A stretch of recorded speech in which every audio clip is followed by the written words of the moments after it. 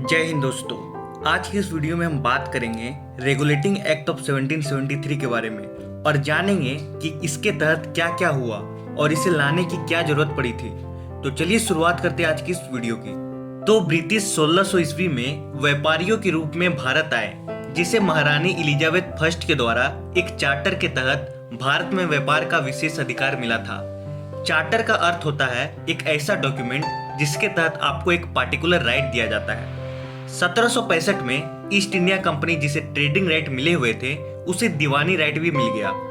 दीवानी right एक agreement था जिसके तहत ईस्ट इंडिया कंपनी को यह राइट मिल जाता कि वह एम्पियर के बिहाफ पर टैक्स को कलेक्ट कर सकते हैं। पर अब आपके मन में सवाल आ रहा होगा कि ऐसा क्या हुआ जो ईस्ट इंडिया कंपनी को यह राइट मिल गया। तो इसका कारण था 1764 में हुआ बैटल ऑफ बक्सर, जहां पर ब्रिटिशर्स ने बंगाल के नवाब को, मुगल एम्परर शाह आलम सेकंड को और अवध के नवाब शुजाउद्दौला की संयुक्त सेना को हरा दिया था और यहीं से east India company territorial power के रूप में उभरी। फिर 1773 में रेगुलेटिंग एक्ट को लाया गया।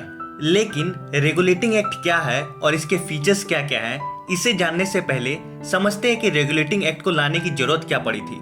तो बेसिकली रेगुलेटिंग एक्ट को इसलिए लाया गया था ताकि कंपनी हाथ से ना निकल जाए, यानी ब्रिटिश गवर्नमेंट कंपनी को अपने कंट्रोल में रखना चाहती थी ताकि वह कंपनी के मामलों को समय समय पर रेगुलेट करती रह सके।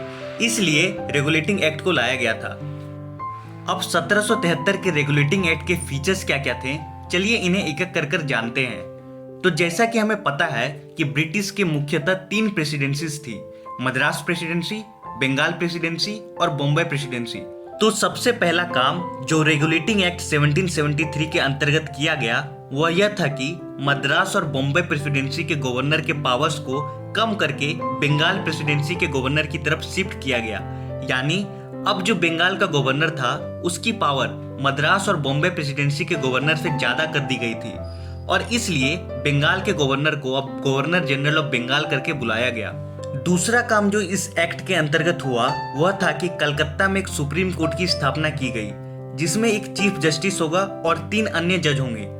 तीसरा काम जो इस एक्ट के अंतर्गत किया गया वह यह था कि कंपनी के जो सर्वेंट्स थे, यानी जो कंपनी में काम करते थे, उन्हें किसी भी प्राइवेट ट्रेड में जाने की या यूं कहे तो प्राइवेट ट्रेड करने की अनुमति नहीं थी।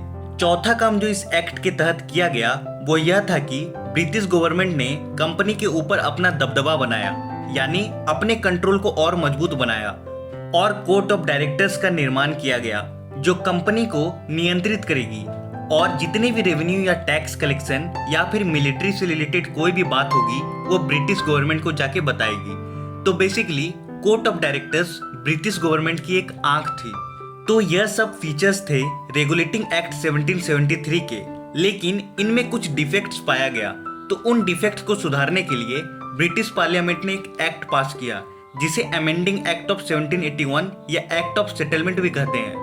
तो अमेंडिंग एक्ट ऑफ 1781 के अंतर्गत जो गवर्नर जनरल और जितने भी कंपनी के सर्वेंट्स थे उन पर सुप्रीम कोर्ट द्वारा कोई एक्शन नहीं लिया जाएगा, यानी उन पर सुप्रीम कोर्ट द्वारा कोई कार्रवाई नहीं की जाएगी।